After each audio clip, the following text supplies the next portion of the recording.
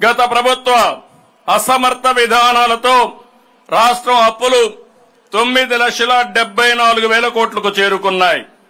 తలసరి అప్పు 74,790 రూపాయల నుంచి 1,44,336 రూపాయలకు పెరిగింది.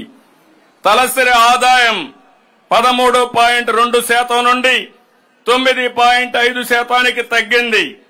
అంటే గత ప్రభుత్వం తీరుతో ప్రజల తలసరి ఆదాయం తగ్గింది. మరోవైపు ద్రవ్యోల్బణం పెరిగింది. దీన్ని బట్టి పేదవారికి ఉపయోగపడే కార్యక్రమాలేవి గత ప్రభుత్వం చేయలేదని స్పష్టమవుతుంది. స్టేట్ డెవలప్మెంట్ కార్పొరేషన్ పేరుతో రైతు బజార్లు, కలెక్టర్ కార్యాలయాలు తదితర ప్రభుత్వ ఆస్తులు తాకట్టు పెట్టి అప్పులు తెచ్చారు. మద్య అమ్మకాలపై భవిష్యత్తులో వచ్చే ఆదాయాన్ని సైతం తాకట్టు పెట్టి అప్పులు తెచ్చారు. 5 ఏళ్ల చీకటి పాలనతో విసిగిపోయిన ప్రజల్లో చైతన్యం వెల్లువెత్తింది. 2024 సాధారణ ఎన్నికల్లో నిశ్శబ్ద విప్లవంతో అసాధారణ విజయంతో కూటమికి పట్టం కట్టారు.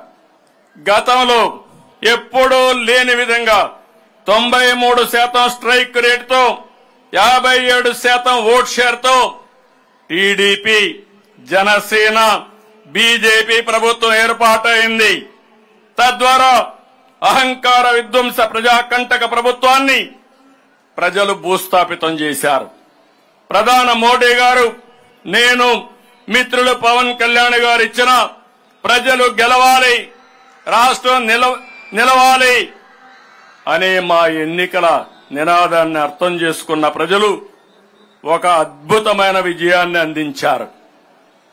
ప్రజలు ఎంతో నమ్మకంతో కూటమి ప్రభుత్వానికి ఏకపక్షంగా పట్టం కట్టారు. కొత్త ప్రభుత్వంపై ఎన్నో ఆశలు పెట్టుకున్నారు.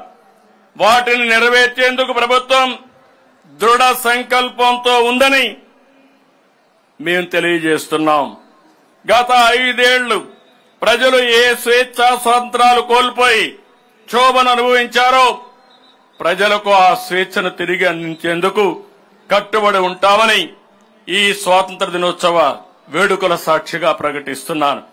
ఒక రకంగా చెప్పాలంటే ఆంధ్రప్రదేశ్ రాష్ట్ర ప్రజలకు మళ్లీ 5 ఏళ్ల తర్వాత స్వాతంత్రం లభించింది. అందుకే ఎన్నికల తర్వాత ప్రజల్లో అశాంతి పోయి ప్రశాంతంగా ఉన్నారు. ప్రజలకు ఉపయోగపడే విధానాలు రూపొందించి సంస్కరణలు మానవీయ కోణంతో జోడించి పాలన అందించడమే సుపరిపాలన. అలాంటి సుపరిపాలనకు తొలి రోజు నుంచే నాంది పలికింది మన కూటమి ప్రభుత్వం. సంక్షేమం, అభివృద్ధి 2 కళ్లుగా పాలనకు శ్రీకారం చుట్టాం.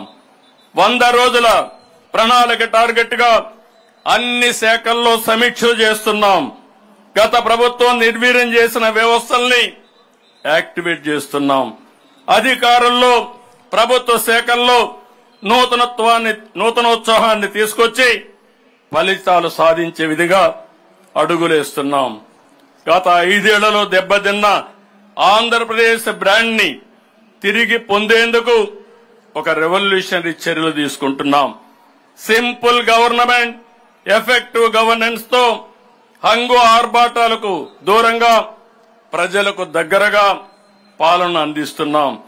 సమాజమే దేవాలయం, ప్రజలే దేవుళ్లని నమ్మి ఆదరించిన నందమూరి తారక రామారావు గారి అడుగుజాడల్లో ఈ ప్రభుత్వం పయనిస్తుంది. అధికారం అంటే ప్రజలకు సేవ చేయడం, పేదల జీవితాలు మార్చాలని బాధ్యతలు చేపట్టిన తొలి రోజే 5 కీలక అంశాలపై సంతకాలు చేసి మాట నిలబెట్టుకున్నాం. గత 5 ఏళ్లలో ప్రజల కష్టాలు, ఆవేదన, వారి బాధలు చూసి మేనిఫెస్టోకు రూపకల్పన చేశాం. నాడు నేడు అని మాయ మాటలు చెప్పి గత ప్రభుత్వం విద్యా రంగాన్ని తీవ్ర అగాధంలోకి నెట్టేసింది.